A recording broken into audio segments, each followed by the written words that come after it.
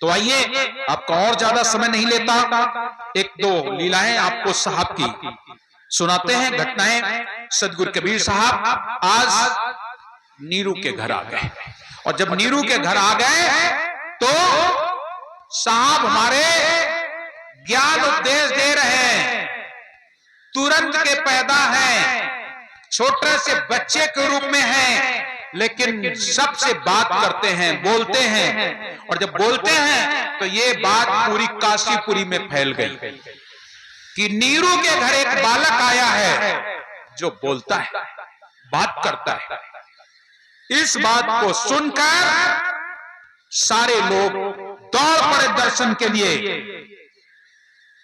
आज कहते हैं लहर तालाब 3 मील की दूरी पर था, काशी के बीचों बीच में नीरू का घर था, गंगा तक खूब शहर बसा हुआ था।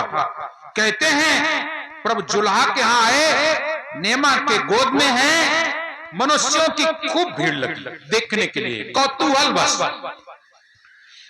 देवताओं ने फूलों की वर्षा की, बंदी जनगण लोग, गंधर्व लोग यशगान गाने लगे, संतों की भीड़ आने लगी, माताओं के झुंड दर्शन के लिए आने लगे। काशीपुरी में खलबली मच गई, नीरू के घर एक बालक आया है, सब लोग देखने जा रहे हैं। जोगी, जंगम, सेवड़ा, सन्यासी, दरवेश सब लोग आ रहे हैं दर्शन के लिए। और जब दर्शन के लिए आ रहे हैं तो काशी विश्वनाथ उन्होंने भी मन में विचार किया है, हमारी पुरी में स्वयं सत्यपुरुष का आगमन हो रहा है, चलो दर्शन के लिए चलते हैं। आज भगवान शिव ने अपना योगी का रूप बनाया और योगी का रूप बनाकर चल दिए। जब चलने लगे तो पार्वती जी पूछ रही हैं, इतना सुंदर रूप बना के कहां जा रहे हो? तो भगवान शिव बोले, हमारी पुरी में पुरुषों में पुरुष, सत्य पुरुष, उनका आगमन हो गया है, मैं उनके दर्शन के लिए जा रही हूं। पार्वती बोली, अकेले अकेले हम का लिवा चलियो का? बोले हाँ, चलो तैयार हो लो।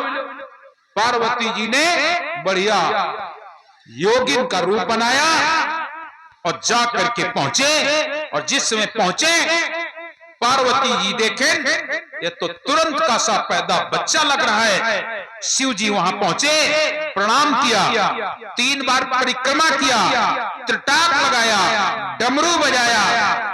जैसे परिक्रमा करके प्रणाम किया तब पूछने लगी पार्वती, ये छोटा सा बच्चा कौन है जिसे तुम प्रणाम कर रहे हो?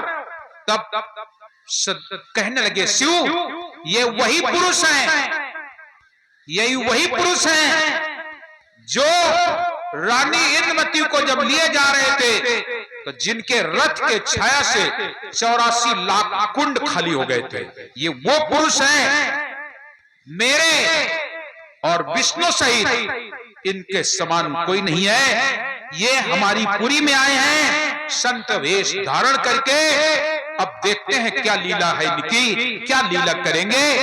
ये वो पुरुष है, ये आदि पुरुष है, अनादि पुरुष है, ये सत्य पुरुष है। पार्वती जी जैसे ये बात सुनी, वैसे तो भगवान शिव ने, मैंने आपको बताया, 101 श्लोक से उनकी वंदना भी की है। कैशवम केवलम ब्रह्म बीज रूपम तथोचा रहितो आदि अंतो न यत् कबीर साउच्यते का सुख सागरो दाता बीज ज्ञानम तथोचा रहितो आदि अंतो न यत् कबीर साउच्यते।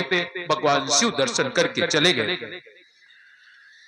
सारे लोग आ रहे हैं, माताएं नित्य प्रति आती हैं, मंगल गाती हैं, भजन गाती हैं, दर्शन करती हैं। और हुआ ये कि धीरे धीरे 1 दिन 2 दिन नहीं, कई दिन बीत गए।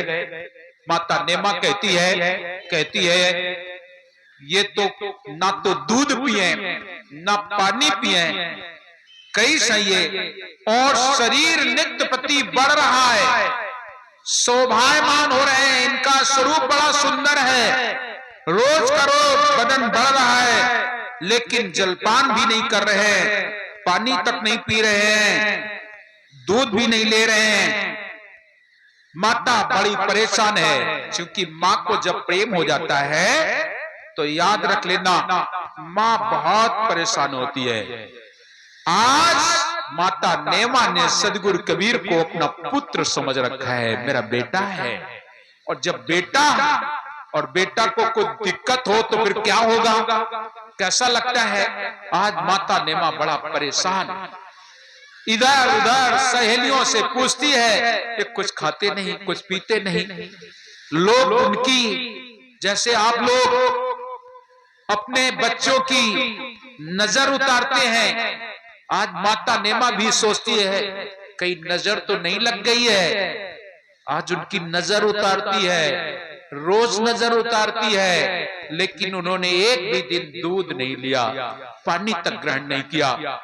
माता नेमा चिंता करने लगी, और जब चिंता करने लगी तो अपने पति से भी बताया, पति देव बात बहुत बढ़िया है, खूब भीड़ होती है, बड़ा अच्छा लगता है, मंगल भी गाए जा रहे हैं, लेकिन मुझे बहुत तकलीफ है।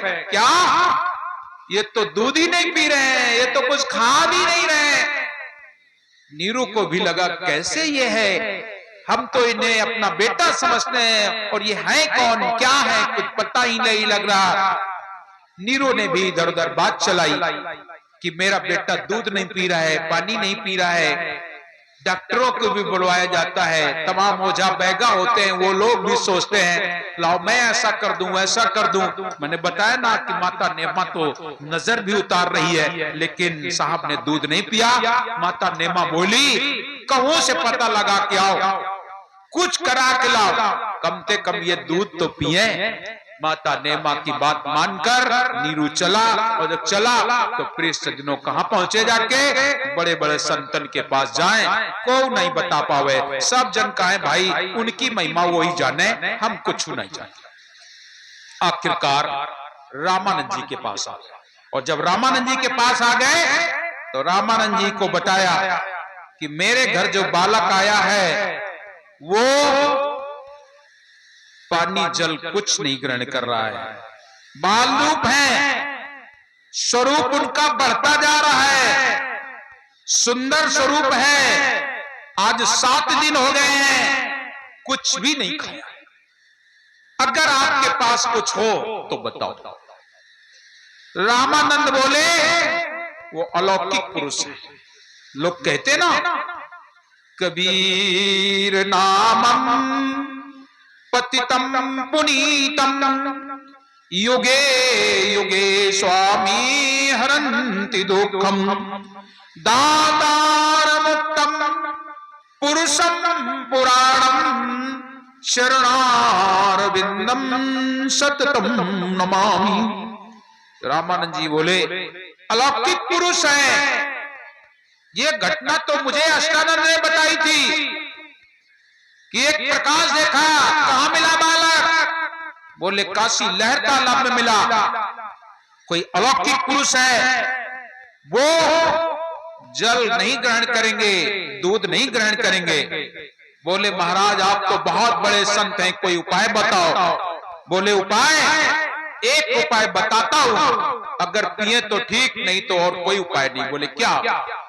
बोले 7 दिन की बच्चिया कोई मिल जाए श्वेत रंग की, जिस दिन इनका प्रकट हुआ उसी दिन की कोई बच्चिया मिल जाए, उसको ले आओ, एक कोरा बर्तन उस बच्चिया के स्तन के नीचे रख देना और उन्हीं के सामने खड़ी कर देना। अगर उसके स्तन से दूध निकले वही भले पी ले, बात बाकी और कुछ नहीं। सर उस आज ये बात सुनी रामानंद जी की, नीरू दौड़ के आया, पता लगाया, एक सुंदर सी बच्चिया मिल गई 7 दिन की, ले आया, कुम्हार के यहाँ से एक बर्तन लेकर के आया और साहब के सामने बच्चिया को खड़ा कर दिया, उसके नीचे बर्तन रख दिया। सदगुरु ने जैसे कृपा दृष्टि डाली, प्रिय सज्जनों बच्चिया के चारों स्तनों से धार निकल पड़ी दूध की और घड़ा भर गया।